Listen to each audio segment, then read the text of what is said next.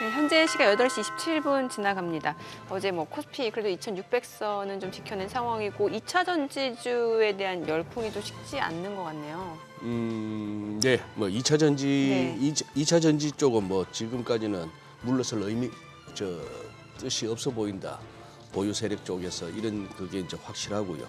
또 밀릴 때마다 사겠다는 분들도 예. 많고 오늘은 또 한 며칠 이렇게 바짝 시장을 달궜더니 초전도체 관련 주들이 어떤 모습을 보일지 좀 궁금하네요. 어제 저 종목별로는 희비는 엇갈렸어요. 그 관련 종목별로 쪽에서도. 조금 희비가 걸렸죠. 예. 예, 그나마 뭐 기술 좀 갖고 있다 하는 쪽은 아직 그거 하고 약간 이상한 냄새가 나는 분야 쪽은 그냥 바로 또 하한가로 가고 하는데 네. 예, 이제 업종별 섹터별로부터 그렇게 대응해야 되겠습니다만 조금 이렇게 8월 들어서 좀 큰 그림에 있어서는 다시 조금은 이렇게 미국 쪽 거시 그 중에서도 미국채 금리가 아니, 장기물 국채 금리가 많이 아주 올랐어요. 급하게 예. 오르고 있습니다. 뭐 하루에 10bp 이상 오른다는 것은 시장에 난리 났다 봐야 되는 거예요. 그러니까 장기물 국채를 내다 판다는 내다 거잖아요. 판다는 지금. 얘기죠. 뭐 예. 그런 상황이라서 금리가 우리가 봤던 작년에 봤던 최근에 봤던 그 고점을 올라서는 순간까지도 증시가 계속 버틸 수 있는지 그거는 한번 유심히 지켜볼 필요가 있는 것 같아요. 네, 그럼 오늘 YG 경제연구소 차용주 소장님 모셔보도록 하죠. 어서 오세요. 어서 오세요. 안녕하십니까. 차 소장님. 네. 네. 저희 지금 뭐 장기물 얘기를 해봤는데 이게 심상치가 않아요. 10년물, 30년물 지금 국채 수익률이 올라가고 있다라는 점에서 좀 시장 입장에서는 조금 부담스러울 수도 있을 것 같거든요. 아무래도 좀 그렇게 뭐 자연스럽게 넘어가지는 않을 것 같습니다. 예. 물론 이제 우리가 P치사가 갑자기 신용등급을 하향하면서 상당히 좀 여러 가지 이제 우려감을 나타냈습니다만 나름대로 뉴욕 증시가 견조하죠. 지금 어저께 한 3% 빠지고 오늘 뭐 보합권이기 네, 때문에 그러니까. 뉴욕 증시가 예. 그동안 올라온 거에 비하면 상당히 견조하다라고 말씀드릴 수가 있겠습니다. 2011년에 우리가 이제 이 신용등급이 하락됐을 때 당일날 6%가 빠졌었습니다. 그런데도 불구하고 3% 정도 빠졌다라고 보면 굉장히 견조한 거죠. 일단 지금 이제 증권가, 월가나 국내 증권가에서 다양한 얘기들을 쏟아내고 있습니다. 우리가 2011년과의 학습 효과를 이제 첫 번째로 꼽고 있는데 그때 당시에 첫 번째 국채 금리의 하락이기 때문에 미국의 기축 통화의 지위가 흔들리는 거 아니냐 이런 우려감들이 있었다라는 거죠. 하지만 지나고 보니까 여전히 미국의 기축 통화는 유지가 되고 있다. 그래서 이번에 미국이 신용 등급을 하향한다 하더라도 미국 자체만 놓고 보면 별 문제는 없다. 어쨌든 미국은 돈 찍어낼 거니까. 그렇고 이제 신흥국들이 문제다 뭐 이런 거고요. 그때 당시에 또 우리가 그 2011년과 지금 상황을 비교해 보면 그때가 기억하시겠습니다. 동유럽 사태. 네, 그 유럽 사태가 굉장히 안 좋아가지고 동유럽보다도 남유럽. 남유럽 사태, 네. 남유럽 사태가 벌어지면서 그 글로벌 증시가 좀 출렁거렸었던 상황이에요. 네. 그리고 이제 그때 당시에는 이제 막 긴축을, 아까 이제 돈을 푸는 시기였고 지금 이제 긴축하는 상황이고 네. 뭐 어쨌든 뭐 이런 부분들이 조금 차이가 있다라고 말씀드릴 수가 있겠습니다. 전반적인 분위기는 그 동안에 많이 올라왔기 때문에 좀 쉬어갈 때 적절한 빌미를 좀 제공한 게 아니겠나 그런 시각으로 보는 것 같고요. 지금까지는 그 위험 자산에 대한 선호도가 높았었던 거 아니겠습니까? 굉장히 많은 위험 자산에 대한 선호도가 높아왔던 것들이 이제 안전 자산으로 좀 간다라는 그런 개념으로 접근을 하시는 것도 하나의 논리적인 뭐 이런 부분들은 충분히 가능할 것으로 보고 최근에 이제 기업들 실적들 나오지만 이 실적들이 유지되는 부분에 있어서는 향후에 대해서는 조금 불안감들이 있죠. 우리가 이제 미국의 금리 인상이 끝난 다음에 그다음에 이제 이것이 유지되는 그런 상황들 우리가 좀 우려해야 되는 거 아니겠습니까? 또 이런 얘기도 들 수가 있죠. 우리가 2008년에 서브프라임 사태가 나타났죠. 근데 미국은 2004년서부터 2007년까지 금리를 올렸었습니다. 금리를 올리고 2007년에 금리를 올리지 않은 상태에서 1년 뒤에 서브프라임 터졌거든요. 네. 그렇기 때문에 일부 월가에서는 지금 이제 미국이 더 이상 이제 한 번 정도 더 금리를 올린다 하더라도 그 여파는 내년에 나타날 수 있다라고 우려하는 측들도 존재하거든요. 그런 것들이 지금 현재 금리에 작용하고 있다라고 말씀드릴 수 있겠습니다. 또 한 가지 피치사가 갑자기 아닌 밤중에 홍두깨처럼 금리를 덜컥 미국의 국채 금리를 미국의 신용 등급을 덜컥 내린 거 아닙니다. 5월달에 이미 예고를 했고요. 그때 당시에 이제 서로 그 부채한도 협상 가지고 막 삐그덕거리니까 니네 우리 관찰하겠다. 그때 당시 이제 관찰 등급으로 내리지 않았습니까? 그런 상태에서 지금 신용 등급을 내린 거기 때문에 상대적으로 미국에 있어서의 완충 작용은 벌어지고 있다라고 보고 하지만 지금 현재 뉴욕 증시가 고점 부근이고 그리고 조금 이것에 대한 채권에 대한 선호 이런 것들이 조금 이전되고 있다 이렇게 설명드릴 수가 있겠습니다. 그래요. 지금 뭐 지금 재밌습니다. 지금 영란은행도 어제 뭐 25p 금리를 올렸다는데 예. 저 지금 기사 보고 깜짝 놀랐어요. 왜요? 우리 지금 뭐 이제 금리 인상은 다 끝나가고 이제 금리 내린다 했는데 저 이집트 말이에요. 저도 기사 보고 놀랐습니다. 100bp를 올렸는데 대충 금리가 수준이 어느 정도일까 한번 짐작이 가세요. 100bp를 올렸다고요? 100bp를 예. 올렸으면 이집트는 금리가 예. 예금 금리 19.25%, 대출 금리 20.25%랍니다. 와. 지금 대출 금리가 20. 그러니까 20%라고 보시면 돼요, %요? 금리가. 아. 그래 갖고 대출하고 예금 사이에 한 100bp 1% 포인트 정도 그거 마진 폭을 줬는데 마진. 예. 인플레가 지금 35%가 넘고 근원은 40%를 넘는다니 이런 세상도 있네요. 지금 이제 참. 우리가 유럽에 있어서 네. 그 인플레이션이 네. 우리보다 굉장히 심각하면 독일이 마이너스 성장하지 않았습니까? 네. 유럽 내에서 독일이 마이너스 성장을 했다라는 것은 굉장히 큰 거죠. 그 여러 가지 요소 중에 하나가 물론 이제 중국과의 관계 이가 있고 중국이 못 살아나는 거 있고 두 번째는 아직까지 지금 러시아와 관계 때문에 에너지 가격 그다음에 식료품 가격이 좀 폭등해 있는 상태랍니다. 유럽 전역이. 유럽이. 그러다 보니까 지금 영란은행 같은 경우도 우리가 지금 소비자 물가라든지 이런 것들은 식품 가격이 올라가니까 미국과 똑같죠. 네. 올라가니까 이런 부분들에 대해서 현재 지금 금리를 올릴 수밖에 없는 상황. 그리고 소비가 둔화되고 있는 상황. 이런 것들이 지표상으로 보면 금리를 올리기 상당히 어려운 그런 상황임에도 불구하고 나타나는 지표는 똑같은 동일 소비를 한다. 밥 한 끼 먹더라도 10,000원 냈던 거 15,000원 내야 되니까 소비가 늘어난 것처럼 보이는 작년에 우리가 겪었던 현상들이 지금 유럽에서 벌어지고 있다라고 조금 말씀드릴 수 있겠습니다. 지금 유럽은 그렇기 때문에 미국과 유럽은 지금 따로 놀고 있고 중국도 따로 놀고 있고 일본도 따로 놀고 있고 지금 이제 전 세계 경기가 각각 따로 놀고 있는 지금 그런 형국들이 작년 같으면 다 이제 미국이 금리를 올리니까 금리를 다 따라 올려가면서 네. 미국 눈치를 봤었던 상황이라면 올해는 각자 도생의 시대가 되면서 지금 중국은 금리를 내리고 있고 일본 같은 경우는 금리를 올리지 않았습니까? 예. 그런 것처럼 상황들이 지금 현재 복잡단하게 흘러가고 있다 이렇게 설명드릴 수가 있겠습니다. 예. 그 주요 기업들 실적 얘기도 좀 해볼까요? 사실 그동안 이제 미국 쪽에서 한 50% 이상 기업이 지금 실적을 발표를 네. 했고 뭐 80% 이상은 그래도 예상치보다 좋은 상황이었는데 시장에서 주목하는 두 기업 바로 애플하고 이제 아마존 실적을 네. 발표를 했거든요. 하나씩 좀 짚어볼까요? 애플 같은 경우는 우리가 이제 아이폰에 대한 예. 그 판매가 좀 둔화됐다라는 게 좀 문제죠. 이게 이제 퀄컴까지 영향을 미친 거죠. 우리가 반도체 같은 경우 삼성전자와 엔비디아, 퀄컴 그 다 다릅니다. 다 다른데 퀄컴 같은 경우에 통신용 반도체에 이제 직접적인 영향을 받는 거죠. 뭐 그 연결고리를 찾자라면 아이폰 판매가 생각보다 줄어들고 있고 지금 삼성전자 같은 경우도 휴대폰 판매가 급감한 거 아니겠습니까? 그러면 퀄컴의 칩이 안 들어가게 된다라는 거죠. 그런 부분들에 있어서 퀄컴의 주가가 상대적으로 그러니까 실적이 상대적으로 나쁘게 나왔다 이렇게 좀 이해를 하실 수 있을 것 같고. 지금 애플 지금 실적 화면에 나오잖아요. 예, 애플 같은 경우는 전반적으로 우리가 이제 그 다행히도 아이폰 판매량은 줄긴 했습니다만 애플은 주변 기기들이 워낙 많기 때문에 나름대로 어느 정도는 선방했다 이렇게 좀 정도로 얘기를 해야 될 것 같습니다. 주당 순이익이 컨센보다 괜찮았고 매출은 어때요? 매출? 전반적으로 매출은 좀 늘어났습니다. 전체 매출은 늘어났는데 우리가 이제 애플을 볼 때 가장 예. 크게 보는 게 휴대폰 부분에 대한 매출이거든요. 예, 예. 근데 휴대폰 부분에 대한 매출은 줄었습니다만 주변부 매출이 늘어나면서 애플의 전반적인 실적은 나아졌지만 시장에서 본 거는 그 하나의 숫자 매출이 늘고 영업이익이 늘었다 하더라도 아이폰 판매량이 둔화됐다라면 결국 애플의 생태계는 아이폰 판매에 따라서 아이폰이 연결하는 생태계 아니겠습니까? 네. 노트북이라든지 태블릿이라든지 서버라든지 이런 부분들인데 그거에 대한 성장성의 둔화 우려 이 부분을 보기 시작한 거죠. 더 이상 아이폰이 안 팔리기 시작한다라면 주변 부분들이 저희 아이도 처음에 아이폰 휴대폰을 산 뒤로 아이폰 그 애플 제품만 벌써 뭐 한 대여섯 개 네네네. 샀거든요. 그런 생태계에 대한 파괴 우려 이런 네. 것들이 가장 크게 작용했다라고 설명을 좀 드릴 수가 있겠죠.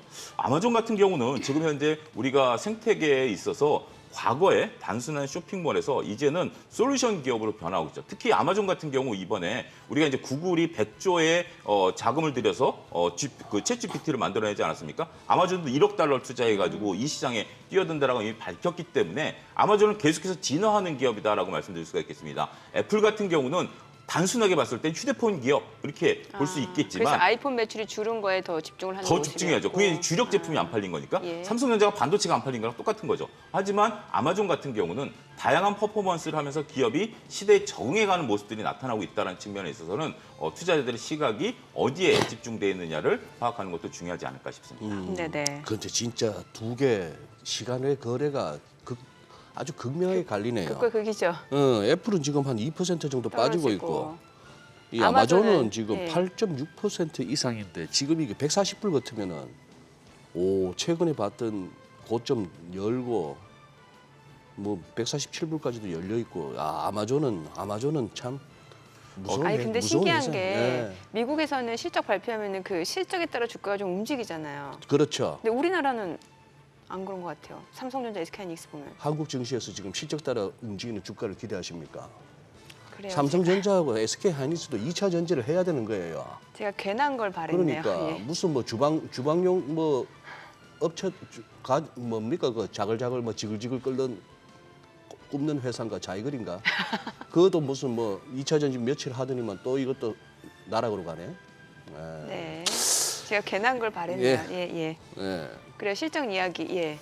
근데 이제 우리가 실적에 대해서는 저는 나름대로 기준을 갖고 보고 있습니다. 하나는 우리가 이제 실적이 기대치를 반영하고 있느냐, 아니면 기대치를 반영하고 있지 않느냐라는 제 기준을 가지고 있고요. 뭐 2차 전지하고 반도체 같은 경우는 지금 실적 가지고 많은 분들이 투자하지 않았다라고 생각을 합니다.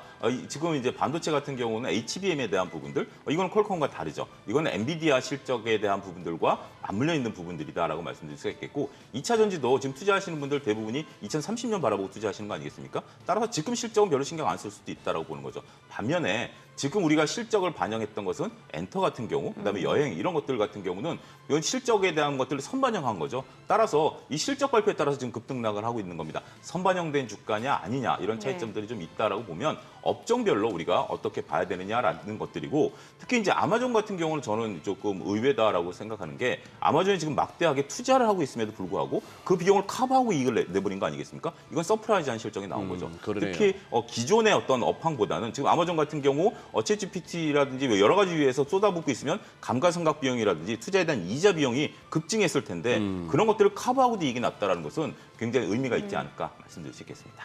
우리가 뭐 애플, 아마존 걱정할 이유가 있습니까? 저런 든든한 회사들을. 걱정이라기보다는 이제 서학가는 그쪽 투자하시는 분들 또 예. 애플 같은 경우는 그렇죠. 또 많이들 좋아하시니까. 아니죠. 아마존, 예. 애플, 뭐 테슬라, 예. 뭐 이건 뭐 거의 뭐 10개 종목 중에 예. 하나다라고 말씀드릴 수 그러니까 있겠죠. 좀 점검은 해봐야죠. 네네. 그래요. 우리 걱정을 해야지 지금. 우리 걱정. 예.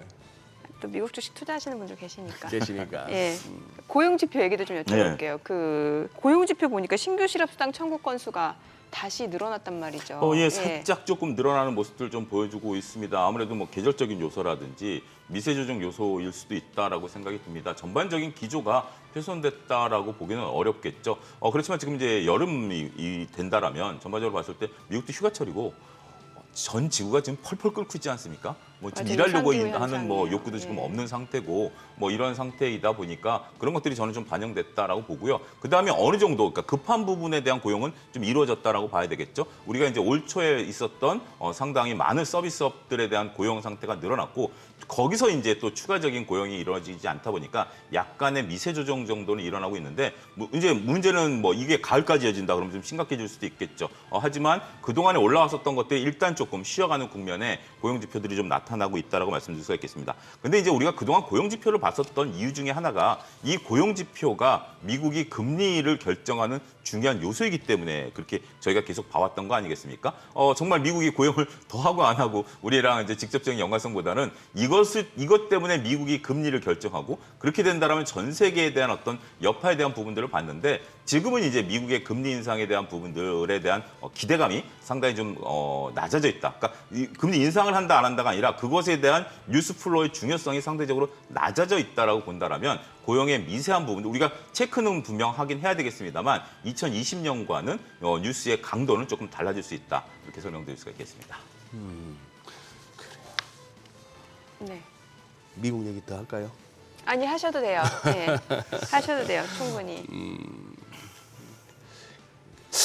글쎄 좀 아까 앞서 소개했잖아요. 워렌 버핏은 나 국채 사고 있다. 아, 자기는, 다음 주에도 예, 사겠다 예, 했는데 이 전부 짧은 것만 사겠다는 거예요. 만기 짧은 것만.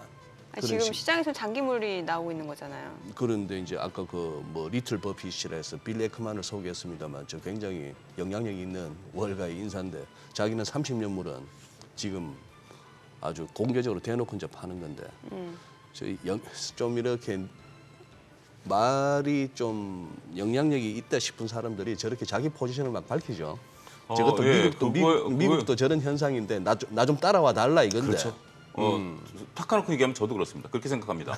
그러니까 왜냐하면 이게 어떻게 보면 뭐 영향이 있는 분들, 뭐 네. 미국 법은 모르겠습니다. 국내에서는 그렇게 이제 이렇게 하는 것들에 대한 컴플라이언스가 이렇게 되는 부분들이 있는데 그 부분은 저는 뭐 이게 뭐 법적인 문제라든지 아니면 뭐 이런 부분들을 뭐 떠나서 그냥 투자자분들께서는 참고 사항을 하셔야지 이게 어떤 절대적인 영향라고 보기에는 좀 어려울 수 있다라는 거죠. 워렌 버핏도 실수를 여러 번 했었어요. 워렌 버핏의 버크셔 해서웨이라는 그 이름이 명칭이 만들어진 게 네. 실패작이었어요. 무슨 말씀이죠? 버크셔 해서웨이는 방직 회사였습니다. 그래요? 방직 회사를 인수해서 네. 그게 버크셔 해서웨이였어요. 네. 근데 그때 당시에 방직이 예. 1930년 인수할 당시에는 그때는 최고가 철도와 방직이었죠. 그 시절은 그랬겠죠. 그 시죠. 그래서 네. 자기는 이게 영원할 줄 알고 했다라고 해서 회고록에 나옵니다. 아, 그래요? 내가 방직 회사를 인수한 것은 실수였었다. 근데 이제 그 다음에 이제 버핏이 다시 이제 그 실패를 발판으로 삼아가지고 투자를 해갖고 지금까지 이제 부를 이제 쌓았던 건데 우리가 이제 지금 어떻게 보면 이 시대에 있어서 어떻게 보면 구루 같은 역할, 그다음에 이제 그 선지자적인 역할을 하는 분들이 가끔 이제 이런 것들을 얘기하긴 하는데 그 부분에 대해서는 그냥 저렇게 생각할 수도 있구나. 그럼 왜 저렇게 생각했을까? 그러면 내가 갖고 있는 포지션을 어떻게 가야 되느냐 이런 식으로 현명하게 대처하시는 게 좋지 않을까 싶습니다. 네.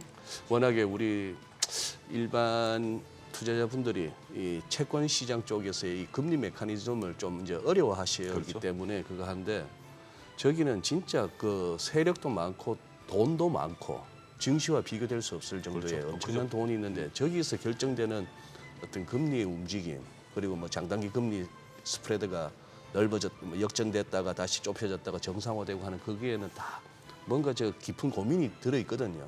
지금 이제 채권 시장에서는 지금 변화가 있어요. 채권 시장에는 변화가 있는데 아마 증시도 지금 저 채권 시장과 외환 시장의 뒤를 따라서 조금 이제 고민에 접어든 시점 아닌가 싶기도 합니다. 정민아 의원께서 말씀하셨다시피 지금 미국이 이제 어느 정도 절반 이상 지금 실적 시즌에 이제 실적을 8고를 넘지 발표했죠. 않았습니까? 예. 근데 이제부터 나오는 기업들은 우리가 긴장해야 됩니다. 우리가 이제 지금 잘 아는 기업들, 큰 기업들이 먼저 하고 네. 그다음에 이제 우리나라도 마찬가지거든요. 네. 우리나라도 이제 다음 주부터 시작될 중소기업들의 실적들이 과연 어떻게 나오느냐가 굉장히 관건이다라고 저는 말씀드릴 수가 있겠습니다. 더군다나 특히 이제 우리나라 같은 경우는 작은 기업들이 주가가 올라간 것들이 굉장히 많거든요. 네. 기대감을 가지고 네. 뭐 반도체 장비라든지 뭐 소재 뭐 이런 것들인데 의외로 실적들이 좀 안 나와준다라면 이런 것들의 변동성 커질 수 있죠. 미국도 마찬가지고요. 미국도 지금은 큰 기업 위주로 이미 넘어선 거지만 항상 보면 8월 중순, 그러니까 우리나라 기준으로는 8월 15일까지 실적을 발표해야 됩니다. 이거는 법적으로 8월 15일까지 법적으로 발표를 해야 되고 15일 날 못하는 경우도 있어요. 16, 17일까지는 그거는 이제 금감원 허락을 받아야 되는 거고 그 경우에는 뭔가 조금 문제가 좀 있을 대부분이 문제가 좀 있는 거예요. 그런 경우이기 때문에 지금 다음 주부터 발표되는 실적에 대해서는 조금 서학개미 분이시건 국내 하시던 분이시건 긴장도를 좀 높여야 되는 시점이다라고 말씀드릴 수가 있겠습니다. 저 소장님한테 여쭤보고 싶은 게 네. 그러면 소장님은 지금 이제 좀 주식에 대한 매력도보다는 채권에 대한 매력도가 좀 더 있을 수 있다. 채권에 대한 입장이세요? 매력도보다도 예. 저렇게 어쨌거나 단기와 장기 예. 할 것 없이 금리들이 미국채 수익률 즉 시장 금리가 자꾸 올라가고 있는 예. 것은 궁극적으로 어쨌거나 부담이거든요. 기업들 입장에서는 이제 뭔가 회사채 발행이 됐건 뭐가 됐건 그걸 이자 부담. 예, 차입 비용이 올라가는 거고 그렇죠. 당장 부동산 시장에 이제 벤치마크가 10년물이니까 저렇게 되면 모기지 금리 올라가죠. 그렇죠. 그런 식으로 해서 이게 이제 금리라는 게 어떻게 보면 금융시장에서 가장 기저에 흐르고 있는 그 원동력인데 네네. 저게 지금 이제 조금씩 경제에 압박을 줄 수 있다는 거죠. 금리가 저렇게 오른다는 거는. 제가 좀 설명을 하면 그동안에 명목금리가 실질금리보다 높았죠. 미국 같은 경우는 명목금리보다 네. 실질금리가 낮았기 때문에 명목금리가 올라가더라도 기업들 입장에서는 소장님 말씀하신 것처럼 별 부담이 없었었죠. 니네 올려라. 우린 실질금리가 안 올라가고 있다. 오히려 내리거나. 인플레가 높았기 때문에. 네, 그런 부분들이었는데 선생님 말씀하신 거에 저도 적극 동의하는 게 이제 명목금리가 내려온다 하더라도 실질금리가 올라가게 된다면 네네. 기업들이 느끼는 체감 부담은 이제부터 시작할 수 있는 거죠.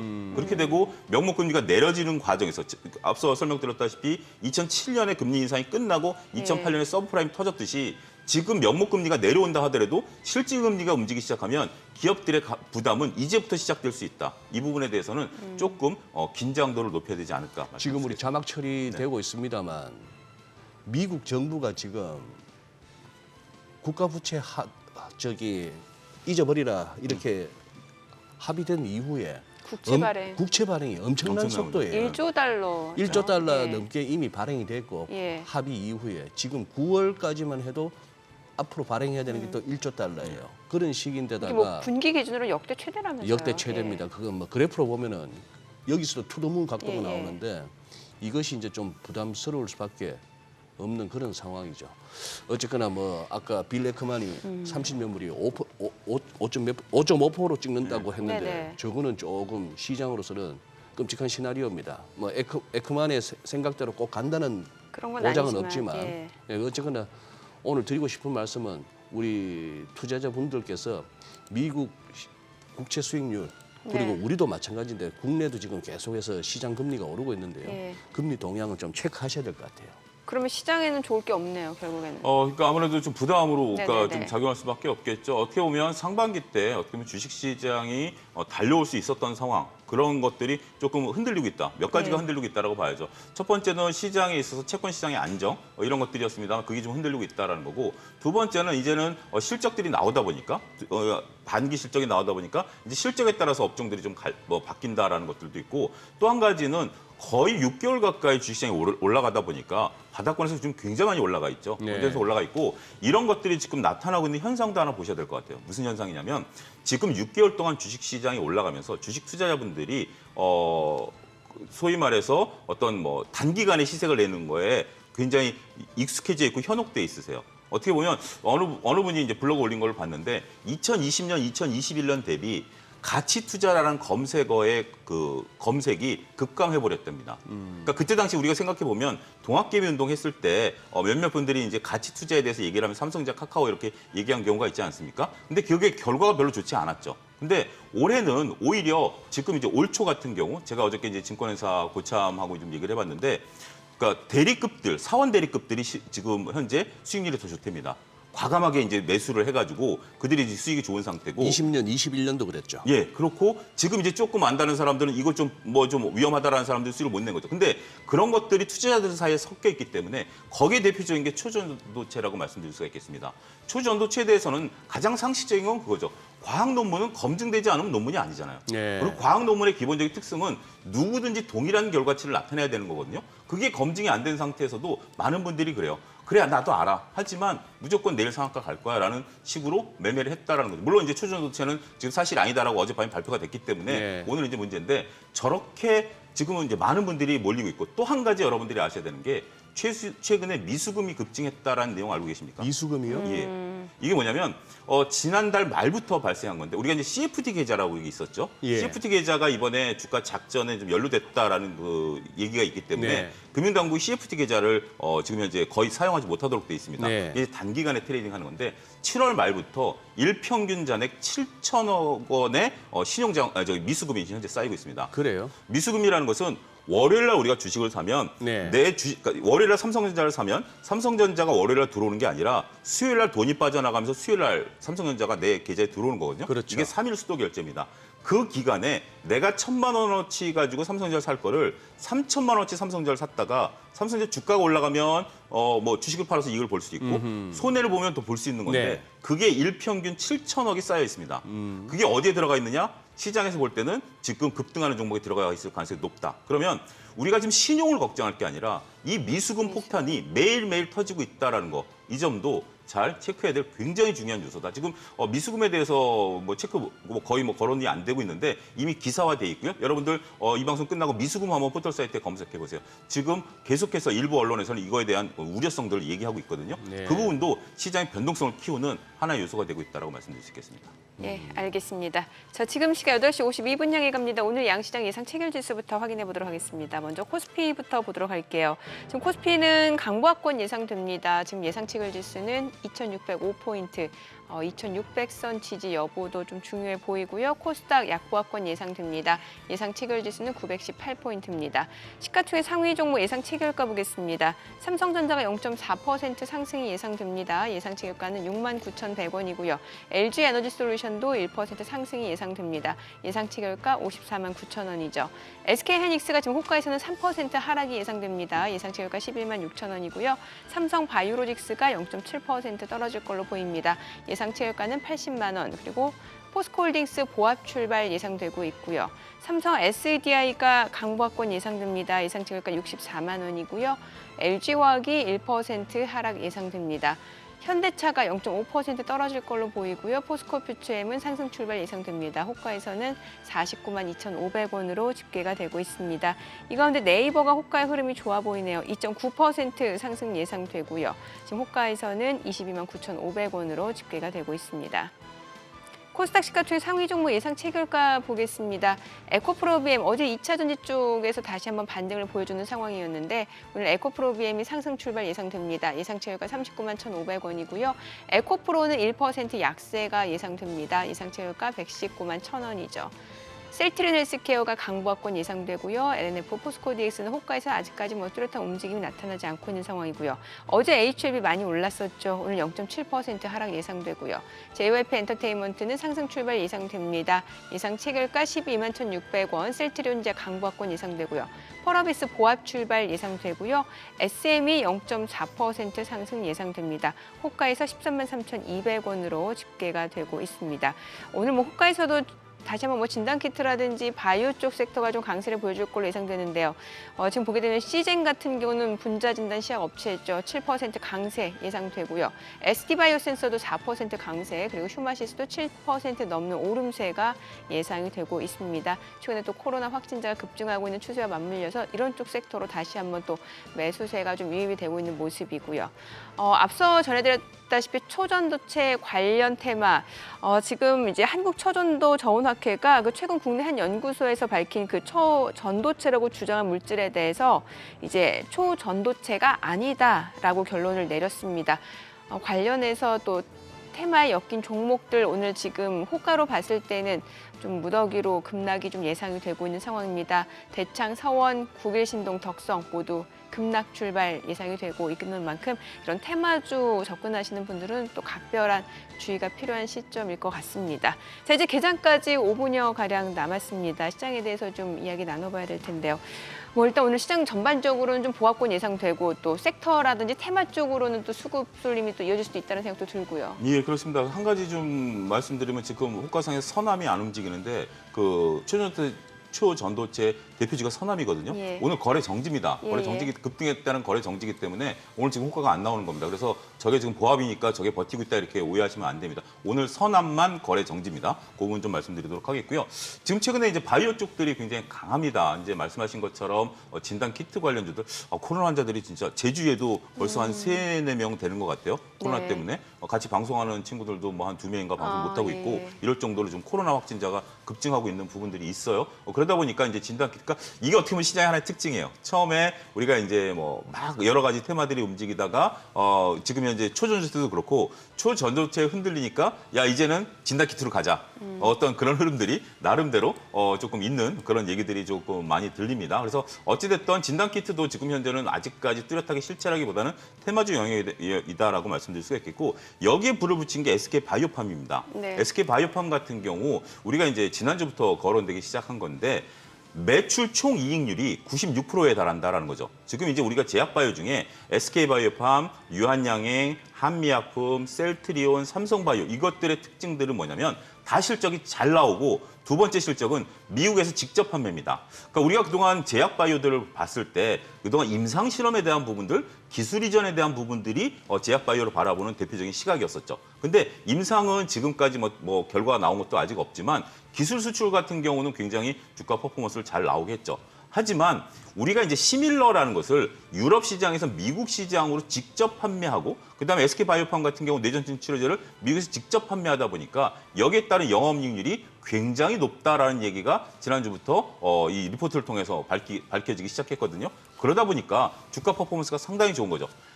삼성바이오로직스 같은 경우 4공장이 3분기부터 조기 가동이 되고 있고 여기에 따라서 매출이 1,500억이 한 분기에 또 들어옵니다. 이런 것들이 현재 지금 다양한 리포트를 통해서 밝혀지고 있고요. 그러다 보니까 주가 퍼포먼스가 좋다라는 거죠. 셀트리온 그룹 같은 경우 램시마 SC에 대한 FTA 승인이 9월인가 있습니다. 이게 만약에 된다라면 유럽에 이어서 미국 시장을 뚫는 또 하나의 쾌거를 이뤄낼 수 있다라고 보게 되면 합병 이슈를 제외하고 이런 부분에 대한 이익 퍼포먼스에 대한 기대감 이런 것들이 한쪽에서는 진단키트, 한쪽에서는 실적과 미국 시장에 대한 진출 이런 것들이 현재 지금 제약 바이오를 이끌고 있는 원동력이 아니겠나 말씀드릴 수가 있겠습니다. 네네. 네. 지금 이 코로나 합니다만 이게 지금 우리가 2020년부터 겪었던 그 코로나 증세인가요? 어떤가요? 글쎄요, 저도 정확하게 모르겠는데 어제 기사를 보니까 네.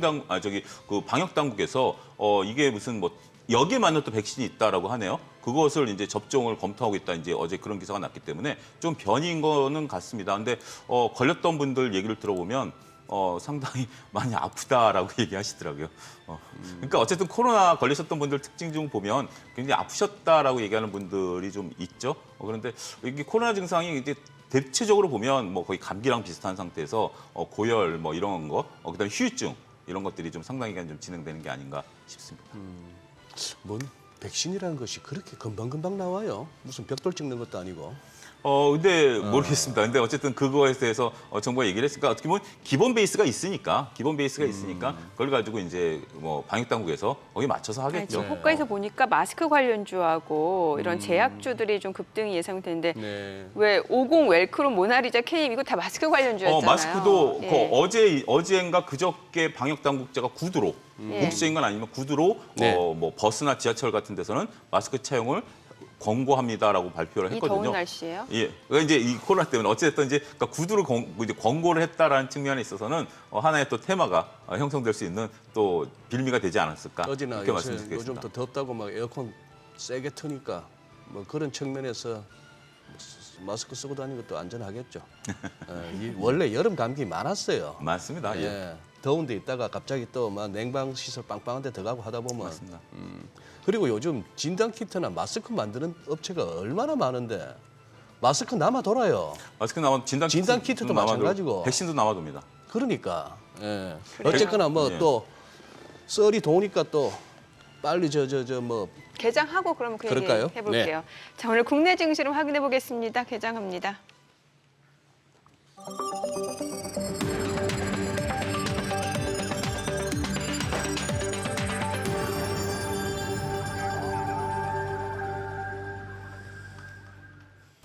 네, 8월 4일 금요일 국내 증시 개장했습니다. 간밤 뉴욕 증시 3대 지수 모두 약보합권에서 마무리가 됐습니다. 지금 장기물 국채 금리가 많이 올라가고 있다라는 측면에서 증시에는 좀 부담으로 작용이 되는 것 같습니다. 여기다 퀄컴 실적을 발표했는데 일단 주가가 좀 많이 떨어지고 있는 상황이고요. 오늘 국내 증시에서 반도체 관련주에도 어떤 영향이 있을지도 주목을 해보셔야 될 것 같습니다. 어제 코스닥 같은 경우는 2차 전지주 섹터로 다시 한번 매수세가 유입되면서 반등을 나타냈고 코스닥 상승을 주도하는 모습이었고 과연 오늘 장에서는 또 어떠한 수급 현상이 이어지는지도 좀 체크를 해보셔야 될 것 같은데 양시장 출발 지수 보도록 하겠습니다.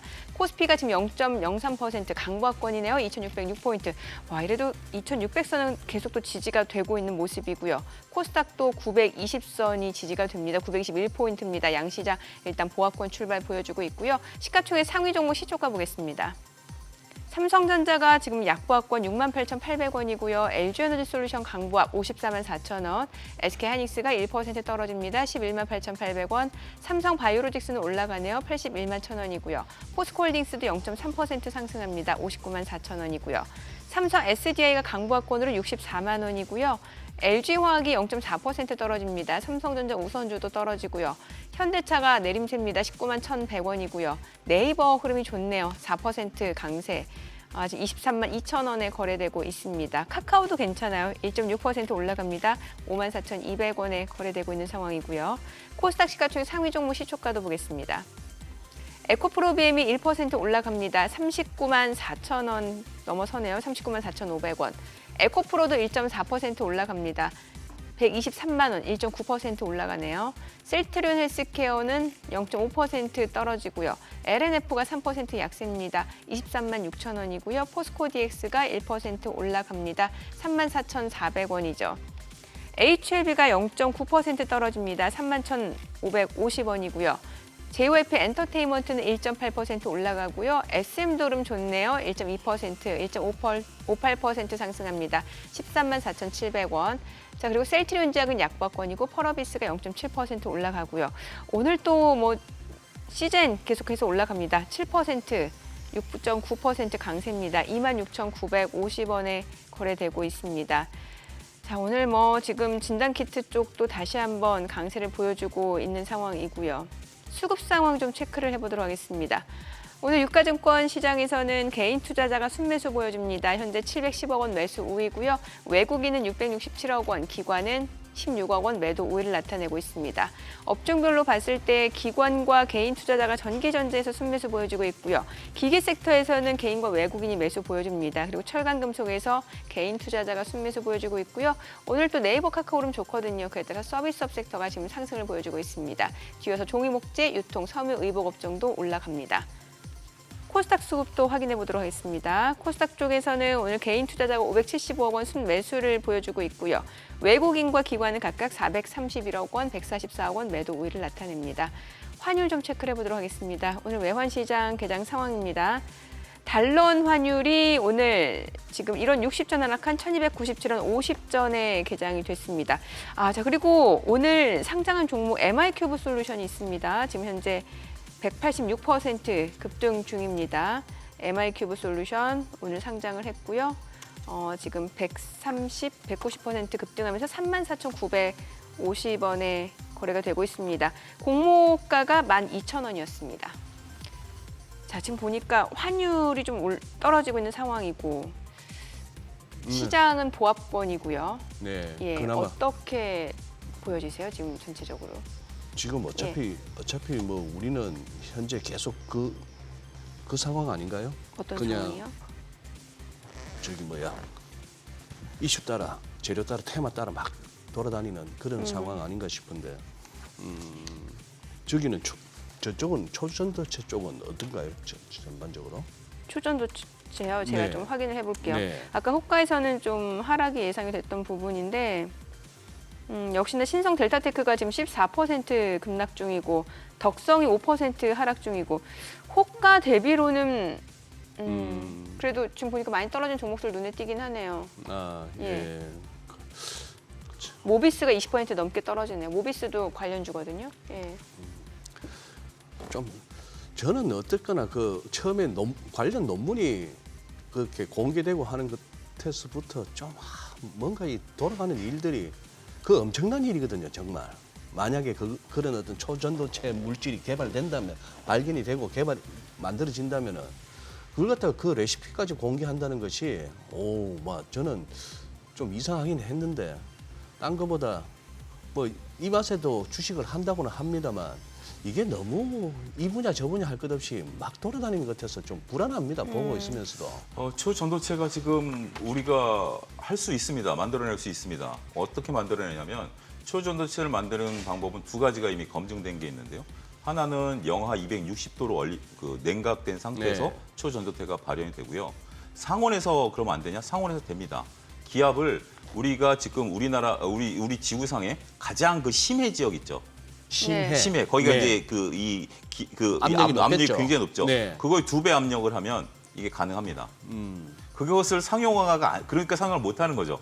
그래서 지금 상온에서 할 수 있는 것을 개발했다라고 하는데 그 개발했다라고 하는 그 발표된 그 기재지가 저도 논문 올릴 수 있는 데입니다. 네. 저같이 박사학위 없는 석사학위자도 올릴 수 있는데요. 그리고 두 번째는 우리가 이 표현이 좀 불편하신 분들도 있겠습니다. 황우석 사태가 발생된 게 황우석 네. 교수님 사태가 발생된 게 논문을 냈는데 다른 나라에서 그대로 복제가 안 됐었던 거잖아요. 네. 과학 논문이라는 거에 ABC는 뭐냐면 누구든지 이 나온 대로 했을 때 동일한 결과치가 나와줘야 되거든요. 그게 네. 과학 논문의 ABC거든요. 근데 지금 이게 안 됐다라는 거 아니겠습니까? 이 부분이고 어제까지만 하던 뉴스에서 될 것 같은데 뭐 이런 얘기들이 이제 나오면서 주가가 올라갔다라는 거죠. 그런데 자 이걸 가지고 지금 저것을 설명한다라면 그럼 저걸 매매하시는 분들은 어떤 심정으로 매매하실까요? 저는 루저 게임을 하고 있다라고 보여집니다. 그냥 이런 거 신경 안 쓰고 주가가 변동성이 있으니까 이 변동성에 내 주식을 누군가 좀 사줬으면 하고 하는 것들인데 이 루저 게임은 오후쯤 되면 수렴하지 않을까 싶습니다. 지금은 아직까지 뉴스를 못 받아보신 분들이 오히려 이 루저 게임에 참여하신다라고 보여지고요. 하지만 이 뉴스가 이제 점점 퍼지게 되겠죠. 그런 것들에 대한 것들 여러분들이 잘 감안하셔야 되지 않을까 싶습니다. 엔터주가 굉장히 좋네요. 엔터주가? YG엔터 사실 어제도 좋았거든요. 오늘도 3% 올라가고 SM도 3% 올라가고 뭐 하이브도 지금 보니까 2% 올라가고 앞서 저희 또 자막 뉴스에서도 봤습니다만 뉴진스 지금 굉장하잖아요.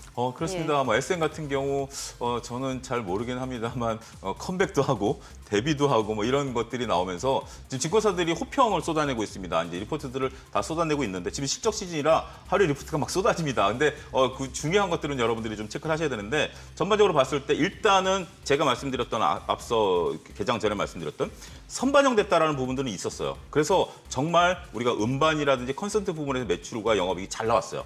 그런데 문제는 뭐냐면 하반기도 이걸 이어가겠다라는 것이요. 네. 많은 이제 얘기가 나오는 게 특히 이제 SM 같은 경우가 이제 가장 이런 부분들이 세게 붙는다라는 거죠. 정말 많은 가수들이 돌아옵니다. 이런 부분에 대한 것들이 나타날 것으로 보고 있고 JYP 같은 경우는 지금 우리가 그 MSCI 지수에 대한 편입 가능성이 가장 높은 종목 아니겠습니까? 그러다 보니까 그게 이끌고 있는 상황에서 전반적으로 봤을 때 그 SM 실적에 따라가는 부분들 오늘은 상대적으로 조금 2차 전지가 뭐 LNF 중심으로 좀 밀리고 그다음에 조금 올라탔던 것들이 조정을 받다 보니까 상대적으로 게임은 여전히 조금 안 좋은 것 같아요. 그래서 엔터가 가장 시장에 있어서의 이야기거리를 만들어내면서 올라갈 수 있는 대표적인 업종이 아니겠나 그렇게 말씀드릴 수가 있겠습니다. 그러니까 그리고 무슨 뭐 퀄컴 소식도 앞서 다루기도 하고 필라델피아 반도체 지수도 빠지고 이런 거에 비하면 우리 삼성전자나 SK 하이닉스는 견주한 편이에요. 그동안 많이 올라가지도 못했잖아요. 많이 오르지도 네. 못했으니까.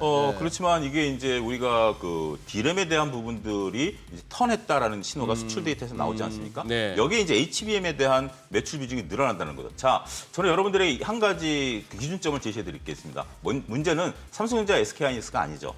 삼성전자, SK하이닉스, HBM과 관련된 후공정 업체들이죠. 네. 후공정 업체들이 주가 급등했었고 어제 기준으로 봤을 때 이수페타 지수가 급락했다가 윗꼬리를 달면서 올라왔거든요. 네. 그렇게 해서 다행스럽긴 한데 아직 실적이 안 나왔어요. 예. 근데 SK하이닉스가 실적 발표를 했을 때 HBM의 매출 비중이 20%를 달성했다라고 얘기를 했거든요. 네. 그러면 우리가 알고 있는 후공정이나 소부장 때 있는 기업들의 매출과 영업도 늘었어야 됩니다. 네. 근데 만약 그게 안 늘었다라면 이거 없이 그들은 그 HBM을 만들어냈다라는 거거든요. 그럼 별개 얘기가 돼버립니다. 그러니까 기대치는 HBM을 만들기 위해서는 후공정이 필요한데 후공정이 굉장히 중요한데 지금 이제 전공정까지 보자 이런 얘기들이 나왔지만 그거는 뭐 그분들의 얘기겠고 후공정이 나온 걸 지금 확인할 수 있는 상황이 돼버린 거예요.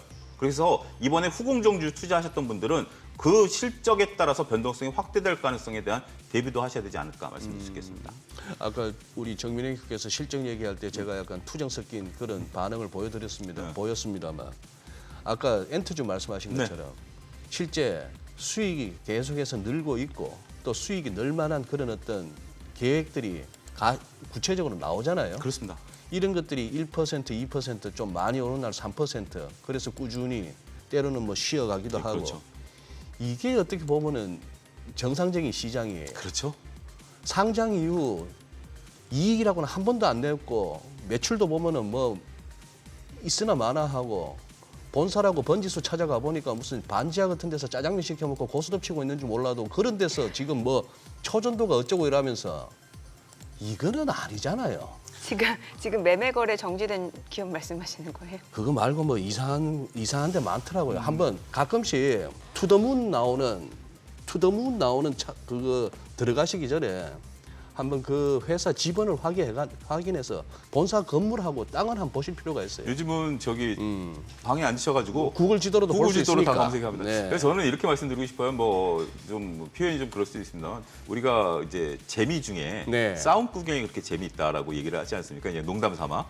농담이 아니고 실제 싸움 구경이 제일 재밌어요. 저는 그래요. 이런 종목들, 그러니까 그런 거 매매하시는 분도 있고, 소장님 말씀하신 것처럼 이렇게 엔터지 따박따박 매매하는 네. 스타일이고, 저는 이제 어떻게 보면 후자의 스타일이기 때문에 이런 것들이 급등할 때 보면 그냥 구경합니다. 그게 뭐 200%, 300% 올라가든지 간에 저희 이제 이 아침 개장에서도 SBS BG에서 얘기할 때 무상증자할 때도 아닙니다 했는데 결국 무상증자 지금 다 그때부터 주가가 더 내려갔지 않았습니까? 그때 당시에는 좋아 보이는 거죠. 하지만 지나고 나면 결과가 안 좋다라는 거기 때문에 그냥 구경하는 것도 뭐 그렇다고 해서 그들이 매매하는 걸 갖고 도시락 싸들고 가면서 말릴 수도 없는 거고 그냥 하나의 현상이다. 어떻게 보면 그런 것들이 주시장의 유동성을 공급해주고 예. 뉴스거리를 제공해주고 흥미거리를 제공해주는 역할을 하는 것에 있어서는 나름대로 우리가 점수를 좀 줄 수는 있을 것 같아요. 네. 하지만 내가 굳이 맞지 않는 옷을 억지로 입으려고 한다라고 들면 좀 탈이 날 수도 있다 이렇게 말씀드릴 수 있겠습니다. 예. 조선주 좀 예. 봐주세요. 조선주, 삼성중공업, 한화오션도 좋고 뭐 현대미포조선도 그렇고요. 조선주 원래 또 좀 긍정적으로 보고 계셨잖아요. 네, 긍정적으로 봤고 하나오션 같은 경우는 지금 이제 MSCI 지수 편입에 대한 그런 부분들이 있었고 삼성중공업이 이제 가장 지금 현재 퍼포먼스가 좋습니다. 삼성중공업이 실적이 잘 나왔고요.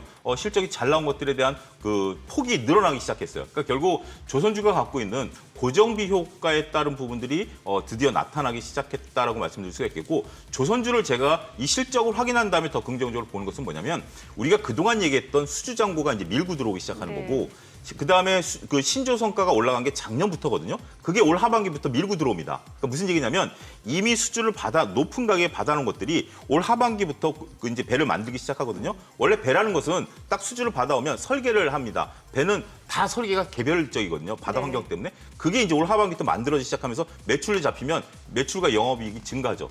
또 한 가지 여기에 또 수주 잔고가 쌓이고 있는 게 있죠. 2026년까지 도크가 또 찼다. 원래는 조선주들이 작년에 조금 부정적으로 보는 것은 2025년 이후에 도크가 비어있다라는 거였거든요. 근데 이제 다시 2026년까지 도크가 차 있다. 에탄올 선박에 대한 수주가 증가하고 있다. 이런 부분들을 좀 보고 있는 건데 상대적으로 좀 현대 미포조선이 못 올라간다고 답답해하시는 분들도 네네. 계실 겁니다. 그전에 네. 대장주는 현대 미포조선이었고 현대 미포조선이 왜 그랬냐면 말씀드린 것처럼 현대 미포조선 설계가 별로 필요 없어요. 거의 컨테이너선을 찍어내다시피 만들어내던 회사였어요. 그런데 네. 이게 이제 중국과의 경쟁.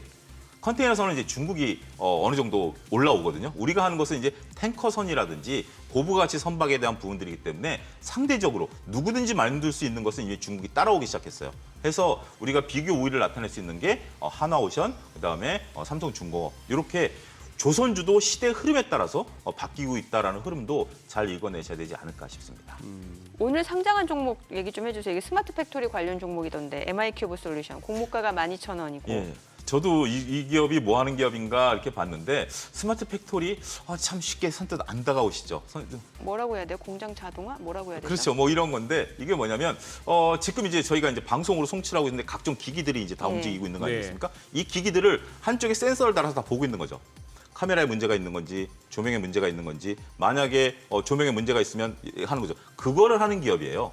그러니까 이제 기업에 지금 삼성 SDI도 들어가 있다는데 네. 삼성 SDI에서 2차 전지를 만드는 과정에 있어서 어떠한 기계들이 어떤 이상을 일으킬지 모르지 않습니까? 근데 만약에 그게 이상을 일으키게 되면 굉장히 큰 문제가 발생하죠. 따라서 거기에 있는 것들을 다 관찰하는 거예요. 그러다 보니까 이 기업의 특징은 뭐냐면 보통 우리가 이제 기업을 할 때 매출이 계속해서 나타나느냐도 중요하거든요. 로봇주들의 단점은 뭐냐면 한 번 로봇을 팔면 그 다음에 추가적인 매출이 일어나기 쉽지 않다라는 거죠.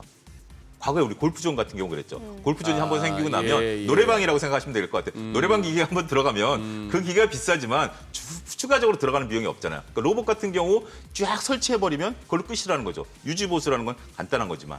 근데 이거는 계속해서 관찰해야 되잖아요. 유지보수 비용이 굉장히 높습니다. 네, 그래서 네. 매출 대비 영업이익이 높은 회사고 우량하긴 합니다만 아무래도 뭐 지금 뭐 인공지능과 관련해서도 또 얘기들을 만들어내고 있는 그런 거긴 합니다만 주식시장이 지금은 너무 강세장이 아니다 보니까 오늘은 조금 변동성을 좀 나타내고 있다 이렇게 설명드릴 수가 있겠습니다. 그래도 그러네요. 지수 자체는 그래도 지수로만 보이는 시장 흐름은 그래도 견조하네. 네.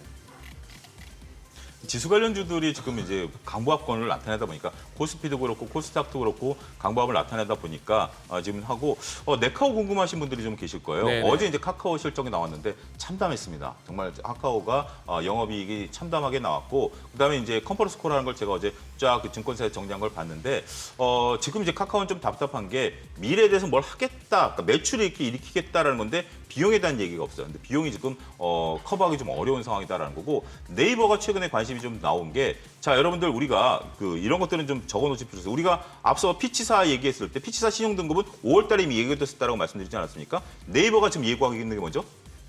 인공지능.